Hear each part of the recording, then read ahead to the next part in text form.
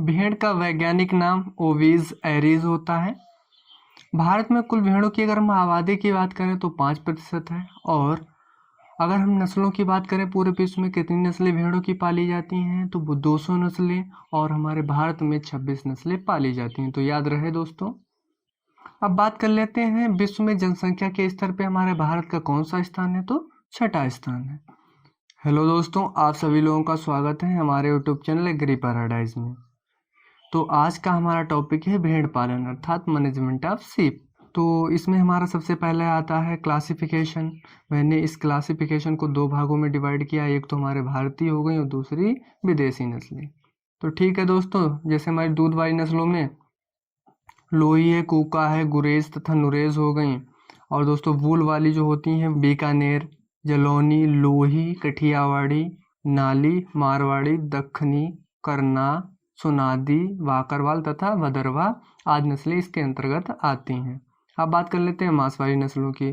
तो मांस वाली नस्लों में हमारी हसन है, मड़िया है, शाहाबादी, छोटा नागपुरी तथा नेलोर आदि नस्लें इसके अंतर्गत आ जाती हैं। अगर हम सेकेंड अपने क्लासिफिकेशन की बात करेंगे दोस्तों तो हमारी आ जाती हैं विदेशी। दोस्तों विदेशी मैंने अपने पिछले लेक्चर में भी बात की थी क्या होती हैं नस्लें, एक बार फिर से आप लोगों को बता देते हैं। विदेशी नस्लें वे नस्लें होती हैं जो अपने ओरिजिन प्लेस से अदर प्लेस पे पाली जाएं, तो उनको क्या बोलेंगे, एक्जॉटिक ब्रीड्स। अब दोस्तों फॉर एग्जांपल के लिए जैसे किसी भी नस्ल का मूल स्थान चाइना माना जाता है, वह इंडिया में पाली जाए तो जाहिर सी बात है उसको क्या बोलेंगे, एक्सोटिक ब्रीड। अब इनमें दूध वाली नस्लों में हमारी कौन कौन सी नस्लें आती हैं देख लेते हैं। जैसे दोस्तों हमारी वलेचियन हो गई, सिकैजा है, बालूची है, आवासी, सार्कीज तथा आसमी आदि नस्लें इसके अंतर्गत आ जाती हैं। ऊन वाली नस्लों को देख लेते हैं। तो दोस्तों ऊन वाली नस्लों में हमारी आ जाती है रैम्बले, जिसको हम फ्रेंच मरीनो के नाम से भी जानते हैं। दोस्तों कंफ्यूज नहीं होना है कि मरीनो एक अलग नस्ल है, फ्रेंच मरीनो रैम्बले का नाम है दूसरा, ठीक है। सेकंड अगर हम बात करते हैं तो हमारी आती है रोमनी मार्स, पूलवर्थ, कारीडेल आदि नस्लें इसके अंतर्गत आ जाती हैं। उसके बाद में बात कर लेते हैं मांस वाली नस्लों की, जैसे Southdown, Hampshire Down, Dorset Down, Oxford Down, Suffolk, Lincoln, Leicester, Border Leicester आदि नस्लें इसके अंतर्गत आती हैं। तो दोस्तों मैंने अभी सारी नस्लों के नाम बताए हैं, उनमें से जो नस्लें हमारी इंपॉर्टेंट हैं उन्हीं को मैंने डिस्क्राइब किया है और एक्सप्लेन किया है। उन्हीं इंपॉर्टेंट पॉइंट को रखा है जो हमारे अक्सर एग्जाम में पूछे जाते हैं, वो चाहे हमारा यूपी कैडेट का हो या हमारा बोर्ड का एग्जाम हो, यानी कोई भी बोर्ड का एग्ज़ाम हो, चाहे वो एमपी का हो या यूपी का हो या बिहार बोर्ड हो, जितने भी बोर्डों में जो इम्पोर्टेंट क्वेश्चन रखे जाते हैं, पुटअप किए जाते हैं, वो मैंने कई सारे प्रीवियस पेपरों को पढ़ने के बाद में इस वीडियो को बनाया है। तो दोस्तों ध्यान में रखकर पढ़िएगा। तो दोस्तों भारतीय भेड़ों का हम क्लासिफिकेशन पढ़ते हैं, तो इसमें मैंने क्षेत्र के आधार पे जो है इसको मैंने डिवाइड किया है। तो सबसे पहला हमारा क्षेत्र आता है हिमालय क्षेत्र की भेड़ है। तो सबसे पहले ये देख लो कि ये जो हिमालय क्षेत्र है इसमें कौन कौन सी एरिया आती है। तो दोस्तों बता दें कि इसमें मुख्यतः हमारे जो हिमालय क्षेत्र का पश्चिमी भाग है, कौन कौन से आते हैं दोस्तों इसमें, जैसे हमारा उत्तर प्रदेश हो गया, उत्तरांचल है, पंजाब है, और जो कश्मीर का हिली एरिया मतलब पहाड़ वाला जो क्षेत्र होता है वो इसमें सम्मिलित है, ठीक है। अब अपनी हम नस्ल की ओर बढ़ते हैं। तो दोस्तों हमारी सबसे पहले नस्ल आती है गुरेज नस्ल, ठीक है दोस्तों। अब गुरेज नस्ल दोस्तों, अब इसके अगर हम मूल निवास की बात कर लेते हैं तो कश्मीर का गुरेज तहसील माना जाता है। और दोस्तों कश्मीर में पाई जाने वाली भेड़ की जातियों में गुरेज जो जाति है ये सबसे बड़ी जाति है, ठीक है। अब हम बात कर लेते हैं कि आप लोग इसको पहचानोगे कैसे। तो दोस्तों इसका जो रंग होता है वो सफ़ेद होता है और ये सींग रहित होती है क्योंकि इसके सींग नहीं पाए जाते इस जाति के दोस्तों। और उनकी जो पूंछ होती है और कान होते हैं ये छोटे होते हैं, इनके ज़्यादा बड़े बड़े नहीं होते हैं, ये इनकी मुख्य पहचान है दोस्तों। और इनकी मादा मोस्ट इम्पॉर्टेंट मादा इनकी दूध भी देती है। दोस्तों ये जो छोटे छोटे पॉइंट बताते जा रहे हैं, जैसे ये इनके मतलब कि किस तरीके से आप लोग पहचानोगे, तो ये सारी चीज़ें आप माइंड में अपने सेटअप कर लीजिएगा। ये ज़्यादा इम्पोर्टेंट नहीं है क्योंकि तब भी अगर कोई भी नस्ल हमारे एग्ज़ाम में लिखने को आती है तो वहाँ पे आप लोग इस तरीके से लिखने इनके फीचर्स होंगे, उनको लिखना तो पड़ेगा ही, तो थोड़ा बहुत ध्यान में रखकर पढ़िएगा। उसके बाद में बात कर लेते हैं इनके ऊन उत्पादन की, मतलब प्रतिवर्ष कितनी ऊन देती हैं ये।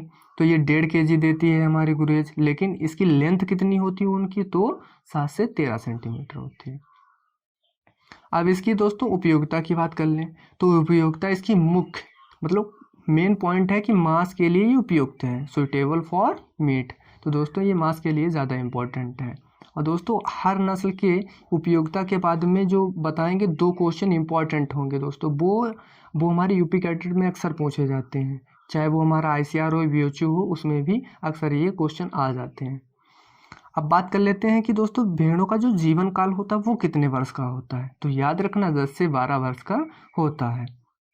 और इनका गर्भकाल कितने दिन का होता है दोस्तों, वो 150 दिन का। नेक्स्ट नस्ल की ओर बढ़ते हैं तो हमारी आती करनाल नस्ल। और दोस्तों करनाल नस्ल अगर हम इसके मूल निवास की बात करें तो इसका जम्मू कश्मीर का करनाल क्षेत्र है वो इसमें इंक्लूड होता है। अब इसकी पहचान की कुछ बात कर देते हैं। तो दोस्तों इनका कद होता है वो छोटा होगा, ये कोई मतलब एक रंग में नहीं पाई जाती, इनके भिन्न भिन्न रंग होते हैं दोस्तों। जैसे बोल सकते हैं मतलब कि पीली भी होंगी, सफ़ेद भी, तो कई सारे रंगों से मिलकर ये बनी होती हैं। तो इनका कोई प्रॉपर रंग नहीं होता है, ठीक है दोस्तों। और इनका जो मुंह होता है वो काला ही होता है, अक्सर देखा गया है अभी तक। और नर भेड़ों में सींग दोस्तों जो कि होते हैं बड़े बड़े होते हैं। अब क्या होता है दोस्तों, मैंने अभी उसमें गुरेज में बताया कि वो सींग रहित होती है, लेकिन इसमें करना में क्या बताया कि इसके जो सींग होते हैं वो बड़े बड़े होते हैं, मतलब होते हैं और बड़े भी होते हैं। तो इनका एक मुख्य ये लक्षण हो गया, अगर आप पहचान सकते हैं इस लक्षण को देखकर। अब इनके ऊन उत्पादन की बात कर लेते हैं दोस्तों, तो 0.9 से 1.36 kg ये प्रतिवर्ष ऊन दे देती हैं, ठीक है। उनके ऊन की लेंथ कितनी होती है, तो 10 से 12.5 सेंटीमीटर, ठीक है। अब इनकी उपयोगिता की बात करें दोस्तों, तो उपयोगिता में ये ऊन बोझा ढोने के लिए उपयुक्त होती हैं। अब दोस्तों ये ऊन में भी उपयुक्त होती हैं और इनका जो शरीर होता है वो गठीला होता है, ठीक है, जिस कारण से ये आसानी से इनकी दोस्तों इनकी मसल्स होती हैं वो मजबूत होती हैं। और दोस्तों ये बोझा ढोने के लिए, क्योंकि ये बड़े शरीर की तगड़ी होती हैं, मतलब बोल सकते हैं कि गठी हुई होती हैं। गठीला शरीर आप लोग समझ सकते हैं कि कठोर होता है, तो उस टाइप का इनका शरीर होता है, जिससे क्या होता है कि आसानी से ये बोझा ढोने का कार्य कर लेती हैं। और दोस्तों जो हमारी भेड़ होती हैं, मादा भेड़ होती हैं, वो 9 से 14 महीने में प्रजनन योग्य हो जाती हैं। और दोस्तों जो हमारा एक भेड़ा होता है, मतलब भेड़ा मतलब बोल सकते हैं कि जिसे नर भेड़ को, ठीक है, तो जो हमारे एक नर भेड़ होता है, जब वो एक ऋतुमई मतलब कि हीट पीरियड का जो टाइम होता है एक वर्ष में, जो ऋतुमई एक वर्ष के अंतर्गत जो ऋतुमई भी आएगी, जो हीट पीरियड आएगा, उसमें वो कम से कम 40 से 50 भेड़ों को गर्भाधान कर सकता है। उसके बाद में दोस्तों हमारी नस्ल आती है भदरवा या गद्दी। दोस्तों ये गद्दी नस्ल की भेड़ का ये दूसरा नाम है, जिसे हम क्या बोलेंगे, भदरवा। तो कंफ्यूज नहीं होना है, ठीक है। कभी कभार क्या है कि गद्दी आ गई या भदरवा, मतलब कि नाम चेंज करके पूछ लिया, क्योंकि दोनों का नेम तो वही है, तो इसलिए आप लोग उसमें कंफ्यूज हो जाओगे। तो ये कंफ्यूजन मतलब बिल्कुल ना रहे, ठीक है। तो भदरवा या इसे गद्दी नाम से, दोनों नामों से पुकारा जाता है। इसका मूल निवास कहाँ है, जम्मू कश्मीर। अब इसके हम कुछ पहचान की बात कर लेते हैं। तो ये काफ़ी हष्ट पुष्ट होती है, मतलब काफ़ी हष्ट पुष्ट क्या दोस्तों, ये काफ़ी ऊंचाई में भी, मतलब कि इसका शरीर काफ़ी बड़ा होता है ऊंचाई में, और काफ़ी हष्ट पुष्ट होती है। तो ये पहाड़ियों पे आसानी से चढ़ सकती है। मैंने अभी बताया था कि कटीला शरीर जिसका भी होगा, मतलब वो आसानी से पहाड़ों पे बोझ ढोने का कार्य कर लेती हैं, ठीक है दोस्तों। और दोस्तों इनकी जो मादाएं होती हैं उनमें सींग नहीं पाए जाते, लेकिन नर में सींग पाए जाते हैं। अब इनकी ऊन की बात कर लेते हैं दोस्तों, तो 1 से 1.5 kg इनकी प्रतिवर्ष ऊन हमको प्राप्त हो जाती है इनसे, और उस ऊन की लेंथ 8 से 10 सेंटीमीटर की होती है। अब उपयोगिता की बात कर लेते हैं दोस्तों जो अच्छे किस्म के ऊनी कपड़े बनाए जाते हैं उसके लिए ये पाली जाती है। और दोस्तों इसका धागा बहुत ही कोमल तथा एक सा होता है। अब कोई नस्लें होती हैं उनमें जो उनका धागा होता है जो बनाया जाता है उनसे, या जो उनके ऊन होती है वो छोटी बड़ी होती है, लेकिन इनका क्या होता है, सिमिलर होता है लेंथ में भी, और इनकी मतलब कि जो चौड़ाई होगी और लेंथ होगी वो सारे में सेम होगी। तो इनका धागा कैसा होगा, कोमल, मतलब एक अच्छी किस्म का धागा इनसे गिवन किया जाता है, ठीक है दोस्तों। अब बात कर लेते हैं कि जो हमारी भेड़ों की जो उम्र काल होता है वो 18 से 24 माह का होता है। अब दोस्तों बात कर लेते हैं जो हमारी भेड़ें होती हैं वो प्रायः 18 से 24 महीने की आयु में प्रथम बार गर्भाधान लेती हैं, मतलब जो हमारी भेड़ें होती हैं वो 18 से 24 महीने के अंतर्गत में वो मतलब कि हीट पीरियड में आके वो गर्भकाल ले लेती हैं। और जो हमारी भेड़ें होती हैं दोस्तों, इनका जो प्रजनन योग्य मतलब रहती हैं वो 7 वर्ष तक ही रहती हैं। उसके बाद में ये मतलब ऐसे बोल सकते हैं कि 7 वर्ष तक ये अपनी उम्र काल में तो ये प्रजनन योग्य होती हैं, उसके बाद में इतनी ये प्रजनन योग्य नहीं हो पाती हैं। अब दोस्तों प्रजनन तो करती हैं, लेकिन अब कौन कौन से महीने में करती हैं ये बहुत ही इंपॉर्टेंट है। तो आप कहीं पे अगर नोट डाउन करते हैं तो दोस्तों कर लीजिए, इससे क्या होगा कि चीज़ें याद रहती हैं। अब प्रजनन कब कब करती हैं भारत में, तो ये चीज़ इंपॉर्टेंट है, तो महीने जो है वो नोट करिएगा। जैसे मार्च अप्रैल में करती हैं, जून जुलाई में करती हैं, और अक्टूबर नवंबर के महीनों में अक्सर किया करती हैं। मोस्ट इम्पॉर्टेंट दोस्तों। अब दोस्तों बात करते हैं भाकरवाल नस्ल की, अपनी हमारी नेक्स्ट नस्ल है। तो इसका भी मूल निवास कहाँ माना गया है? जम्मू कश्मीर माना गया है। इसका ऊन का मतलब उत्पादन कितना होता है प्रतिवर्ष? तो दोस्तों 1.5 से 2 केजी हो जाता है। इस ऊन की लेंथ कितनी होती है? तो 8 से 15 सेंटीमीटर की होती है। और दोस्तों हमारी जो नस्ल यह है ये कंबल निर्माण में उपयोग है, मतलब कह सकते हैं कि ये जिसके इससे अच्छे अच्छे प्रकार के कंबल बनाए जाते हैं ऊन की अपेक्षा। मतलब इसकी ऊन होती है, ऊन से जो जैसे कपड़े बनाए जाते हैं, जो हमारे विंटर्स वाले कपड़े होते हैं, मतलब सर्दी में कपड़े जो हम लोग पहनते हैं, उनकी अपेक्षा इससे कंबल ज़्यादा बनाए जाते हैं इसकी ऊन से। और ये मांस उत्पादन में अच्छी मानी जाती है, क्योंकि इसका मांस जो होता है वो काफ़ी स्वादिष्ट होता है, इसीलिए यह मांस उत्पादन के लिए भी अक्सर पाली जाती है। और दोस्तों अब बात कर लेते हैं हमारी उत्तरी पश्चिमी मैदान की भेड़ें। ठीक है, नॉर्थन वेस्टर्न की सीप्स जो होती हैं दोस्तों, इनके बारे में थोड़ा जान लेते हैं। अब ये कौन सी एरिया में ये पड़ेंगी, ये पाई जाती हैं, इसके बारे में थोड़ा जान लो। इस वर्ग की भेड़ें जो दोस्तों होंगी वो राजस्थान, मध्य प्रदेश और उत्तरी गुजरात में पाई जाती हैं। ठीक है दोस्तों, और बता दें कि ये जो काली ऊन के लिए बहुत महत्वपूर्ण होती हैं। इधर की एरिया की जितनी भी हमारी नस्लें होंगी वो काली ऊन के लिए ज़्यादा इम्पोर्टेंस होती है उनकी। अब दोस्तों बात करते हैं हमारी नेक्स्ट नस्ल कौन सी है, हिसार डेल इसकी। तो अगर हम हिसार डेल की बात करते हैं तो इसका मूल निवास हम कहाँ माना जाता है? जो हरियाणा का हिसार है वो माना जाता है, या तो कुल्लू घाटी जो हिमाचल प्रदेश में पड़ती है। ठीक है दोस्तों, अब दोस्तों बात कर लेते हैं ऊन उत्पादन की। तो इसकी ऊन उत्पादन कितनी होती है? 1.5 से 2.5 केजी उत्पादन ये देती है प्रतिवर्ष। ठीक है, और उसकी लेंथ कितनी होती है? तो 10 से 20 सेंटीमीटर की होती है। दोस्तों अब बात करते हैं कुछ चीज़ों की, इसके बारे में बात कर लेते हैं। तो ये जो मेरिनो मेड़ा होता है और बीकानेर भेड़ के संकरण से हिसार डेल जो हमको नस्ल मिली है वो विकसित की गई है। देखो दोस्तों चीज़ें समझो, मेरिनो भेड़ा और बीकानेर भेड़ के संकरण मतलब क्रॉस कराया गया, उससे जो नस्ल मिली उसे क्या बोलेंगे? हिसार डेल। ठीक है, अब इसके हम उपयोगिता की बात कर लेते हैं दोस्तों। तो उपयोगिता क्या है? ऊन व मांस के लिए उपयोगी है, मतलब ये डुअल पर्पस ब्रीड है, मतलब दोनों कामों में यूजफुल है, useful for wool and meat. फिर दोस्तों बात कर लेते हैं इसकी नेक्स्ट विशेषता की। तो इनकी ऊन मतलब कि लंबी, महीन व गुणवत्ता वाली होती है। दोस्तों ये एक ऐसी नस्ल है जिसकी ऊन लंबी और महीन भी हो, और गुणवत्ता मतलब बहुत ही इसमें क्वालिटीज़ होती हैं, मतलब एकदम चमक होती है। और दोस्तों इसका जो मांस होता है वह भी स्वादिष्ट होता है, तो इसीलिए इसे हम डुअल पर्पस ब्रीड भी बोल सकते हैं। अब बात कर लेते हैं दोस्तों कुछ और चीज़ों की। भेड़ गाय की तरह भोजन को आमाशय में करती है, मतलब समझ रहे हो, जो हमारी भेड़ें होती हैं वो आमाशय में भोजन को इकट्ठा कर लेती हैं, जैसे हमारी गाय कर लेती हैं, और फिर ये क्या करती हैं पुनः मतलब कि मुंह में ला करके मतलब कि ला करके क्या करती हैं? चबाती हैं, जिसको हम पागुर भी बोलते हैं। तो जो पागुर बोला जाता है वो जो आमाशय से भोजन को मुंह में लाकर चबाना, उसको पागुर बोलते हैं, तो याद रखिएगा दोस्तों। और दोस्तों विश्व में सबसे अधिक भेड़ अगर पाली जाती हैं वो सबसे ज़्यादा, तो वो कहाँ पाली जाती हैं? हमारे ऑस्ट्रेलिया में लगभग 18% पाई जाती हैं। लेकिन हमने अभी पिछली स्लाइड में क्या बताया था कि भारत में जो जनसंख्या है भेड़ों की वो कितने परसेंट है? 5%, लेकिन ऑस्ट्रेलिया की 18%। तो आप लोगों को समझ में आ गया होगा कि छठा स्थान हमारे भारत का है, लेकिन सबसे अगर पहला स्थान देखा जाए तो वो ऑस्ट्रेलिया का है, क्योंकि सबसे ज़्यादा ऑस्ट्रेलिया में भेड़ें पाली जाती हैं। तो कंफ्यूज नहीं होना है। सेकेंड नस्ल दोस्तों हमारी आती है नाली नस्ल। अगर हम इसके मूल निवास की बात करें तो राजस्थान का बीकानेर माना जाता है।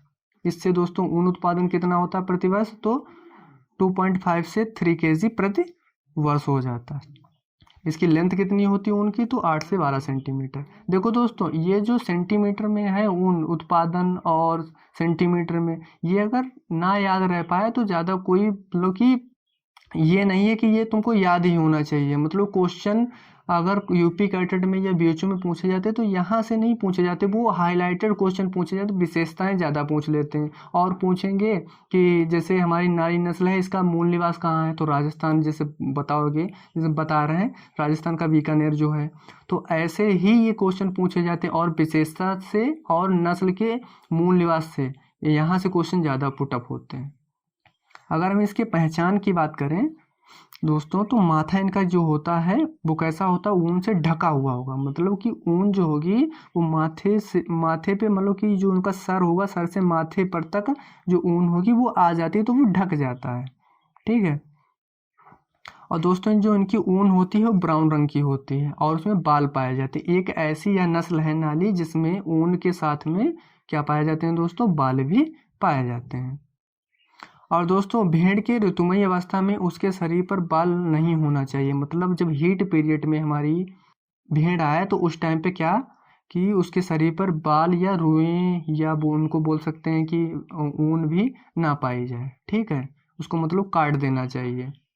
और उपयोगिता की दोस्तों बात कर लें तो ऊन व कालीन के लिए उपयोगिता है। इससे मतलब कि जितनी भी हमारी नस्लें हैं वो ऊन और कालीन के लिए और मांस के लिए तो ही पाली जाती हैं, तो वो ऊन व कालीन के लिए सुटेबल है। इन पशुओं की ऊन होती है वो 2 बार काटी जाती है, मार्च व सितंबर के माह में काटी जाती है। ठीक है दोस्तों, ये याद रखना कि किस नस्ल का मतलब कि 2 बार ऊन काटी जाती है वर्ष में। तो दोस्तों नारी नस्ल की काटी जाती है ऊन, और कौन कौन से महीने में काटी जाती है, तो मार्च व सितंबर के माह में। ठीक है। भेड़ को 14 से 19 दिन में औसतन मतलब 17 मतलब 14 से 19 दिन हो गए, लेकिन औसतन इनका क्या होगा, 17 दिन में ये क्या हो जाती हैं, गर्मी में आ जाती हैं। अगर गर्मी की पीरियड की बात की जाए तो 14 से 19 दिन में, लेकिन औसत मतलब एवरेज में देखें तो 17 दिन। ठीक है। और ये कब तक रहती हैं दोस्तों, अगर एवरेज की बात करें तो 27 घंटे, वैसे 70 घंटे तक रहती हैं हीट पीरियड में। नेक्स्ट हमारी नस्ल आती है दोस्तों बीकानेर। और बीकानेर की बात कर लेते हैं। ये थोड़ा पॉपुलर नस्ल है दोस्तों, इसको थोड़ा ध्यान में रखकर पढ़िएगा। इसमें मैंने ज़्यादा बताया नहीं इसीलिए क्योंकि ये इंपॉर्टेंट भी है थोड़ा। ये दोस्तों राजस्थान का जो बीकानेर जिला है वहाँ का इसका मूल निवास माना जाता है। और इसकी ऊन प्रतिवर्ष कितनी मिल जाती है, 2 से 4 kg प्रतिवर्ष मिलती है। और ऊन की जो लेंथ होती है वो 6 से 9 सेंटीमीटर की होती है। ठीक है दोस्तों, और जो बीकानेर नस्ल की भेड़ होती हैं वो कालीन बनाने के लिए प्रसिद्ध है। मतलब ऊन व कंबल बनाने के लिए तो प्रसिद्ध ही है, लेकिन ये सबसे ज़्यादा किसके लिए यूज़ की जाती है, कालीन बनाने के लिए। ठीक है। राजस्थान में सबसे अधिक भेड़ पाली जाती हैं, ये मोस्ट इम्पॉर्टेंट है। जो हमारा राजस्थान है उसमें सबसे ज़्यादा, अगर इंडिया की बात की जाए तो इंडिया में सबसे ज़्यादा राजस्थान में भेड़ें पाली जाती हैं। नेक्स्ट अगर हम अपने पॉइंट की बात करें दोस्तों, इन भेड़ों की जो गर्मी की ऊन होती है उसका रंग कैसा होता है, पीला होता है। दोस्तों याद रखना कि जो बीकानेर है, बीकानेर की जो गर्मी की ऊनें होती हैं वो तो पीली होती हैं, लेकिन जो हमारे विंटर सीजन की मतलब ठंड वाले सीजन की, सर्दियों की बात करें तो वहाँ पे इनकी ऊन सफ़ेद मिलती है इनसे। नेक्स्ट नस्ल हमारी आती है मारवाड़ी नस्ल। इसका भी मूल निवास कहाँ है, राजस्थान। देखो अब देखो यहाँ पे ध्यान रखना, अब हमारी जो नस्लें हैं ये राजस्थान में, जो हमारे भारत में सबसे ज़्यादा, क्योंकि सबसे ज़्यादा अगर हम मूल निवास की बात करेंगे तो राजस्थान के बीकानेर या राजस्थान, क्योंकि सबसे ज़्यादा राजस्थान में पाई जाती हैं तो इसलिए इनका मूल निवास भी वहीं का माना जाता है। अगर हम दोस्तों इनके ऊन उत्पादन की बात करें तो 1.5 से 2.5 सेंटीमीटर होती है। इसकी लेंथ कितनी होगी, 8 से 12 सेंटीमीटर की हो जाती है। अब दोस्तों बात करते हैं कि इसकी उपयोगिता की, तो उपयोगिता क्या होगी, ऊन व कालीन के लिए उपयुक्त होती है। मैंने दोस्तों पहले भी बोल दिया है कि ऊन व कालीन के लिए उपयुक्त होती हैं। ठीक है। जितनी भी हमारी नस्लें होती हैं वो काहे के लिए यूज़ की जाती हैं, ऊन के लिए। और उनसे क्या होता है, कालीन बनाई जाए या कंबल बनाया जाए, वो कुछ भी बनाया जाए, लेकिन वो उपयोग तो ऊन के लिए ही होती हैं। ठीक है। सेकंड हमारी क्या है दोस्तों, उपयोगिता, इस जाति की भेड़ों से सफ़ेद रंग की ऊन प्राप्त होती है। मतलब जितनी भी हमारी दोस्तों नस्लें हैं, नस्लों में 2 तरह की ही ऊन प्राप्त की जाती है। एक तो हमारी पीली या तो सफ़ेद, तो इससे किस कलर की ऊन प्राप्त की जाएगी, सफ़ेद कलर की। और कुछ जान लेते हैं दोस्तों, इस नस्ल की जो भेड़ें होती हैं उनका ऐन काफ़ी विकसित होता है। मतलब दोस्तों इस जात की ऐन होती हैं वो दूध में भी थोड़ा ठीक ठाक होती हैं, क्योंकि उनका ऊन वो जो ऐन होता है, जो दोस्तों इनका आयन होता है वो काफ़ी विकसित होता है, इस कारण से वो दूध में भी ठीक ठाक होती हैं। और वर्ष में दोस्तों ये एक बार ही बच्चा देती हैं। मतलब कह सकते हैं, अभी मैंने बताया था किसी नस्ल में कि वो 2 बार बच्चा देती है, लेकिन ये कितनी बार देगी, एक बार ही बच्चा देगी साल में। और हमारी बकरियां हैं दोस्तों, वो साल में 2-2 बार भी देती हैं, और वो 2-2 बार बच्चे और एक साथ में 2-2 बच्चे तक दे देती हैं, कभी कभी 3-3 देखने को भी मिले हैं। और दोस्तों कश्मीर में भेड़ें दुग्ध उत्पादन के लिए भी पाली जाती हैं। जो हमारा कश्मीर का इलाका है वहाँ पे दूध मतलब कि दोहन के लिए या दूध उत्पादन के लिए भी हमारी भेड़ें पाली जाती हैं। दोस्तों कभी कभार क्या पूछ लिया जाता है कि CSWRI की फुल फॉर्म क्या होती है, तो याद रखना, कहीं पे आप नोट कर लीजिए, central sheep and wool research institute. अब है कहाँ ये, अबिका नगर में स्थित है। अब दोस्तों अपनी नेक्स्ट नस्ल की ओर बढ़ते हैं। तो नेक्स्ट नस्ल दोस्तों हमारी आती है लोही नस्ल। अगर हम इसकी मूल निवास की बात करें तो इस पंजाब या हरियाणा, मतलब दोनों जो इनके क्षेत्र हैं वो इंक्लूड हैं इसके अंतर्गत में।